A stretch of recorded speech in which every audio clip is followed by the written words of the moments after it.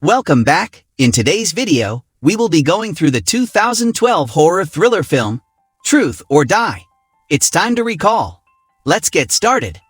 College students enjoy a raging Halloween party where four friends, Paul, Chris, Gemma, and Eleanor, toast to the end of their term.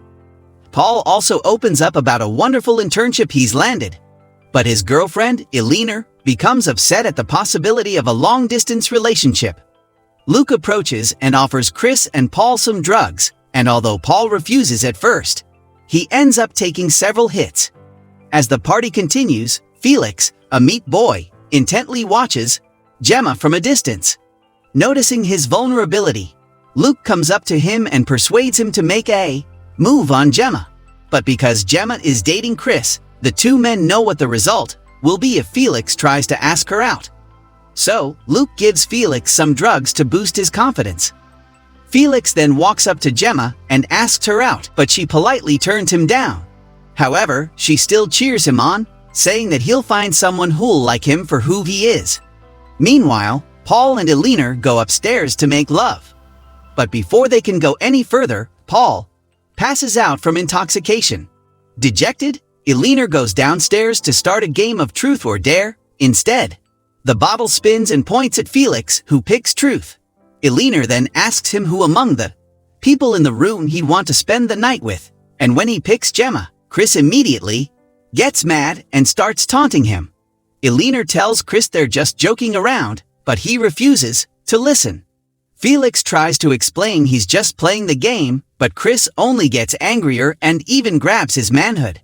Then, when Felix manages to push him back, Chris gets up and punches him. Gemma scolds Chris, but he shows no remorse. A few months later, the same group of friends gets invited to Felix's birthday party, learning that he comes from a wealthy and prominent family. Chris drives up to the mansion with Luke, still resenting Felix, blaming him for his breakup with Gemma. On the other hand, Gemma joins Eleanor and Paul, who are also having relationship troubles. It's been a couple of days since Paul got back from his internship, but he still hasn't slept with Eleanor yet. So she feels insecure, thinking that Paul might have lost interest in her already. Moments later, they arrive at the grandiose but seemingly abandoned mansion. Then, a groundskeeper, Woodbridge, greets them and says that the house is closed, but he still directs them to where the supposed party is taking place. It is a cabin in the woods, about half a mile away from the mansion, and they have to go there on foot. When they come across a puddle, Eleanor orders Paul to carry her across because she's worried about her expensive shoes. Meanwhile, Chris takes his chance and offers to carry Gemma too, trying to reconnect with her. When they reach the cabin, Felix's brother, Justin, greets them. He apologizes for the mix-up, telling them that Felix hasn't returned from Chile yet, where he's volunteering on a hospital project. As it turns out, the birthday bash was meant to be a surprise. But because Felix's flight got cancelled, Justin put off the party. However, he forgot to notify their group. After apologizing, Justin offers some food and drinks and urges them just to have a party of their own. Meanwhile, Paul has already started drinking a bottle of beer. Justin opens a bottle of champagne for the group, successfully convincing them to stay. He sits with the other guys, revealing that he's in the army and has served 3 tours in Afghanistan. They continue, making small talk until Justin observes Chris and Gemma's relationship, mentioning that she's Felix's type. Chris laughs at the comment, making Justin ask whether he thinks Gemma is too good for his brother. Justin's face also becomes unreadable as Chris mentions how Felix tried to make a move on Gemma during their Halloween party. Then, when Luke comes over to offer some nitrous, Justin excuses himself and joins the two women. Eleanor and Gemma show interest in Justin because of his looks, so they both happily converse with him, even going as far as saying that they're very close friends of Felix. Eleanor even touches Justin's muscles and forces Gemma to do the same. However, she pulls on Gemma a little too hard and ends up making her spill her champagne on Justin. They apologize profusely, but Justin brushes it off.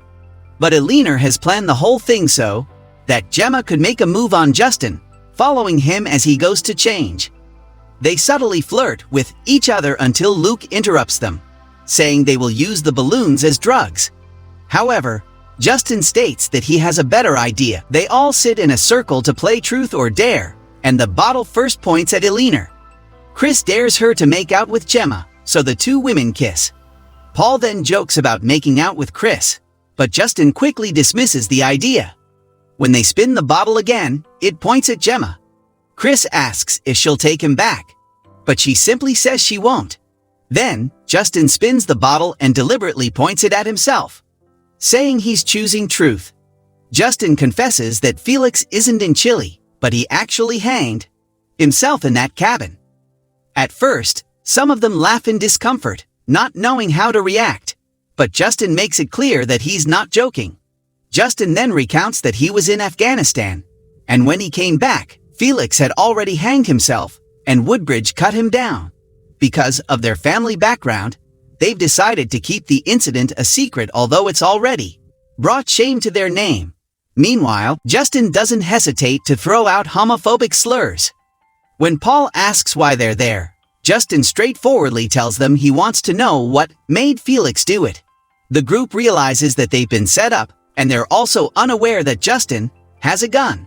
Eleanor tries to leave with Paul, but he says he can't drive in his intoxicated state. Justin gives them a postcard that says truth or dare, alongside a swear word, the same word that Chris said to Felix during the Halloween party. Justin tells them that he found it in Felix's pocket when he hanged himself, concluding that it must have been the reason why he did it. Chris attempts to walk out the door, but Justin blocks his path.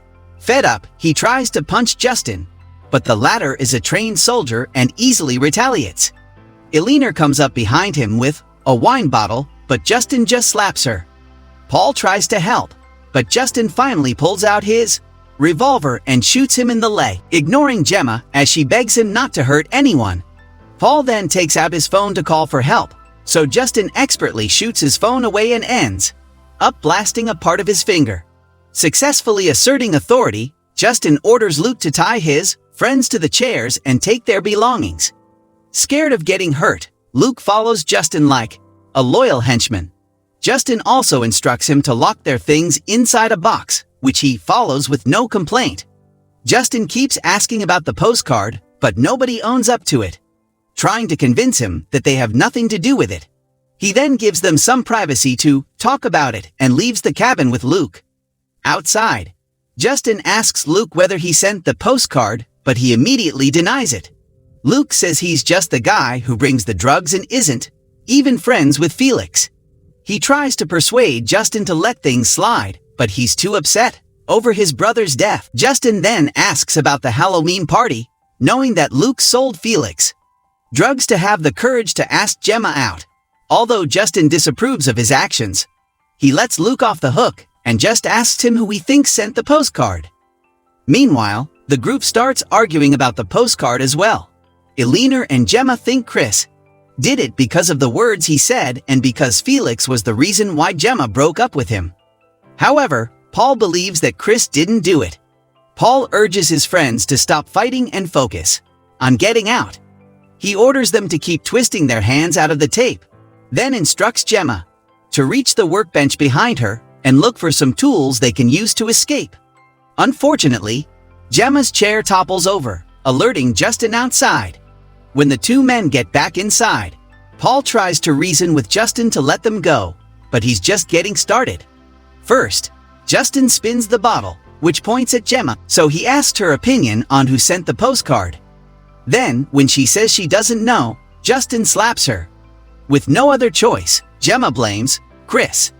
Because of this, everyone starts putting the blame on Chris. However, Chris manages to clear his name by pointing out that he was in Spain when the postcard was sent from London. Chaos then ensues within the group as Eleanor tries to keep pointing fingers, so Justin silences them with a warning shot and continues the game. When the bottle points at Chris, he chooses dare, so Justin takes out the acid test. The group begs Luke for help, but he ignores their pleas. Meanwhile, Justin inserts a tube down Gemma's throat that connects to two containers, one of which contains tap water while the other contains battery acid. Justin dares Chris to choose between the containers, but he won't give in. Justin then offers to choose for him, eliminating Gemma's 50% chance of surviving because he knows which one has the acid. Eventually, Chris chooses the left container, which is luckily the correct answer. Moments later, Justin spins the bottle again, and when it points at Eleanor, she chooses truth. Justin asks her who should take the acid test next, but she says no one should take it. However, when Justin tells her that she's going to take the acid test if she doesn't choose someone, she ends up choosing Chris. Chris confesses that he sent the postcard, but Justin knows he's lying because he was able to clear his name with an alibi. Paul then speaks up, telling Justin that none of them were friends with Felix because nobody liked him. Paul calls Felix a creep, telling Justin that he saw Felix watching them as Eleanor went down on him. He even calls Felix gay, which angers Justin, who starts saying homophobic slurs again. Justin makes Paul choose the container for Chris' acid test, but he fails to answer correctly. Everyone cries out as they watch Chris writhe in pain, blood coming out of his mouth before finally dying. Before Justin can continue the game, a knock disrupts them. Luke's drug supplier friend, Jonesy, has followed his GPS and asks to join the party, but he stops him.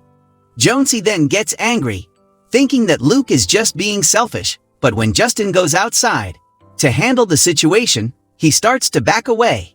Justin invites Jonesy to join them, but he refuses and uses pepper spray on him. However, Justin quickly gains the upper hand when he strikes back, breaking Jonesy's arm and using the pepper spray on him too. Then, as a test for Luke, Justin gives him the revolver and tells him to shoot Jonesy. Luke is given two choices. He can aim for Jonesy or Justin, but either way, the revolver has 3 bullets left, and he has a 50% chance of killing whoever he chooses. If Jonesy lives, Justin will let him go. But if Luke shoots Justin and ends up drawing a blank, he'll kill everyone. So, reluctantly, Luke ends up killing Jonesy. Inside the cabin, the group tries another shot at escaping by guiding Gemma as she swivels her chair toward the workbench. Although she topples over again, she manages to get the tools out and reach for the saw while Justin is preoccupied outside. Gemma cuts herself free and prepares to release the other two, but Eleanor just tells her to run because there's no time. Gemma does as she's told, which upsets Paul because they could have escaped already. However, Eleanor knows that with Paul's injured leg, he won't be able to run anywhere. Outside, Luke starts to break down because he just killed someone and tries to return the gun to Justin, but Justin tells him to keep the weapon because he trusts him now. Luke is scared about the consequences, but because Justin promises him that his powerful family will cover for them, he finally gets Luke completely on his side. They then go back inside, dragging Jonesy's body in. When Justin realizes that Gemma has escaped, he immediately runs to the car to track her down, leaving Luke to watch Eleanor and Paul. Gemma runs to the mansion and finds Felix, who's still alive. However, he's bedridden and almost fully paralyzed, watching the group's demise on a screen. Gemma confronts him about this cruelty, but he can't answer. Instead, Felix warns Gemma with his eyes that someone is behind her, and when she turns around, she sees Woodbridge pointing a shotgun at her. He was the one who saved Felix, and he now takes care of him after he tried to kill himself. Unfortunately, Felix ended up getting brain damage when the oxygen got cut off from his brain. Gemma tries to run away and hides under the bed before kicking the groundskeeper. She then takes Felix as a hostage, noticing that he has a small blade taped to his finger, successfully scaring Woodbridge away. Gemma takes the shotgun and slowly leaves, but the groundskeeper is waiting to ambush her, and as they get into a scuffle, she ends up shooting the old man. She goes back to Felix and asks for a phone, so he points towards the computer. However, as Gemma tries to get help, the internet suddenly gets cut off, and she realizes that Justin has caught up to her. Gemma once again tries to escape, but Justin drags her back inside Felix's room. There, Justin snaps Gemma's neck in front of Felix, who closes his eyes, refusing to see her die. Back at the cabin, Eleanor tries to convince Luke to let them go, but he's too afraid of Justin and believes that he'll actually protect him. Eleanor then realizes that Luke was the one who sent the postcard, so he explains that he did it. As a joke, a spur-of-the-moment decision because he was jealous of Felix's rich background. Paul reasons with Luke because he's dying from blood loss, saying he needs a doctor and asking to give him one phone call. Eleanor asks Luke for drugs as well, but this is a ruse to get Luke closer to her and bite his finger off. She manages to free herself and fight Luke, pushing him hard.